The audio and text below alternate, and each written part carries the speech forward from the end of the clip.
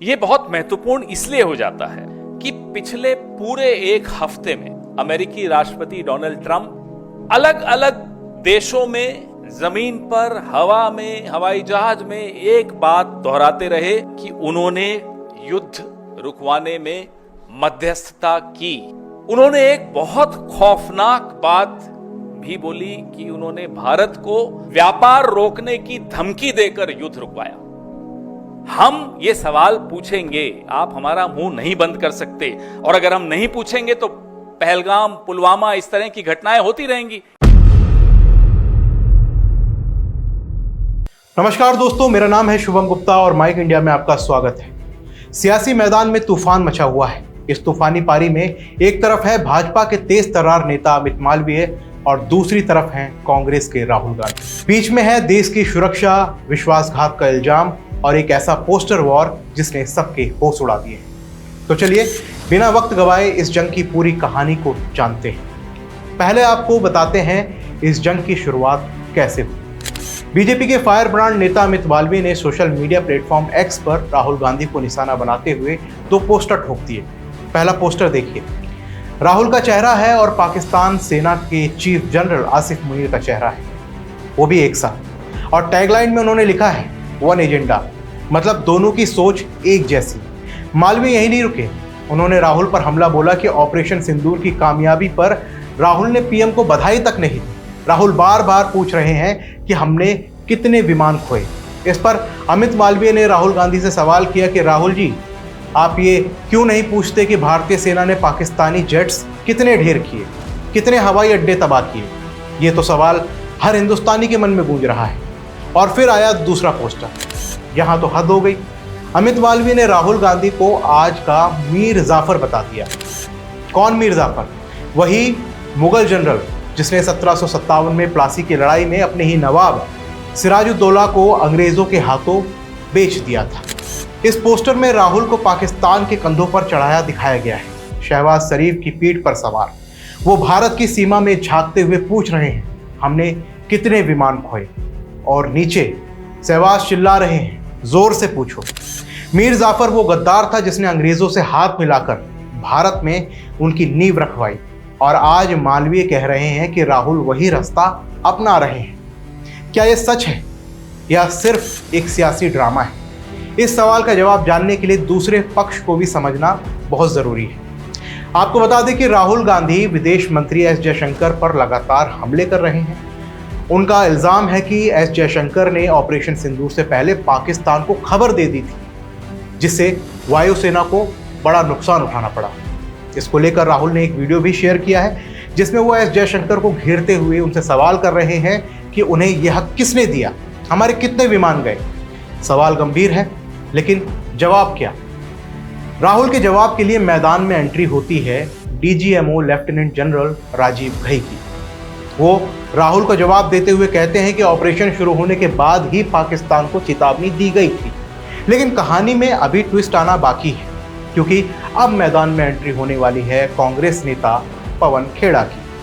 पवन खेड़ा एक press conference करते हैं जिसमें वो बीजेपी को सिंदूर का सौदागर करार देते हैं, और वो बीजेपी पर तंज कसते हुए कहते हैं कि डोनाल्ड ट्रंप कहते हैं कि उन्होंने जंग रुकवाई, भारत को धमकी दी और पीएम चुप रहे।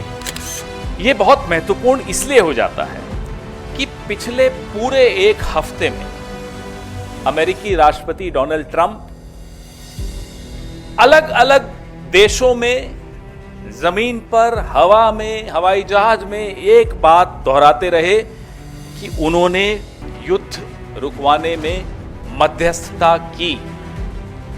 उन्होंने एक बहुत खौफनाक बात भी बोली कि उन्होंने भारत को व्यापार रोकने की धमकी देकर युद्ध रुकवाया। This is a very dangerous comment coming from the American President Donald Trump, that he threatened India, that he'll stop trade with India if the war doesn't stop. तो सिंदूर का सौदा होता रहा, प्रधानमंत्री चुप। विदेश मंत्री के मुंह से एक शब्द नहीं निकल रहा, एक शब्द नहीं निकल रहा, दोनों के मुंह से नहीं निकल रहा। हमें नहीं मालूम कि ऐसी कौन सी सीक्रेट्स हैं, ऐसे कौन से रहस्य हैं मोदी जी के, जयशंकर जी के या भाजपा के और नेताओं के अमेरिका के पास, और मैं तो कहूंगा चीन के पास। न अमेरिका पे मुंह खुलता है, और चीन पर जब मुंह खुलता है तो सीधा क्लीन चिट देने के लिए खुलता है, और मुंह ही नहीं खुलता। कारण क्या है? आपके जो रहस्य उनके पास होंगे, हमें कोई मतलब नहीं उससे, लेकिन देश को नुकसान क्यों पहुंच रहा है? खेड़ा आगे सवाल करते हैं कि जयशंकर ने पहले खबर क्यों दी, कितने विमान गए, ये अपराध है, पाप है।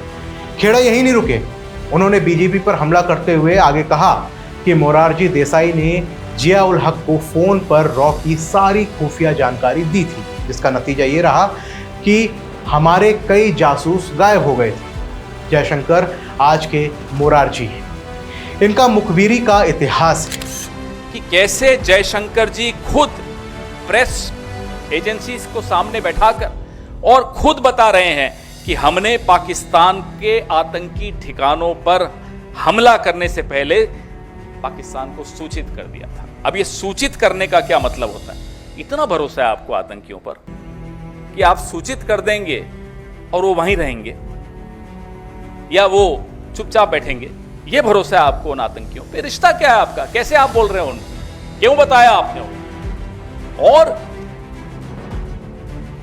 इसको आप क्या कूटनीति कहेंगे? ये डिप्लोमेट रहे हुए हैं। आज जो देश के विदेश मंत्री हैं ये एक राजदूत रहे हुए हैं, आईएफएस ऑफिसर रहे हुए हैं। क्या इसको कूटनीति कहते हैं? माफ कीजिएगा, हमारी देहाती भाषा में इसको मुखबिरी कहते हैं, इसको कूटनीति नहीं कहते। ये मुखबिरी है, ये अपराध है, ये गद्दारी है।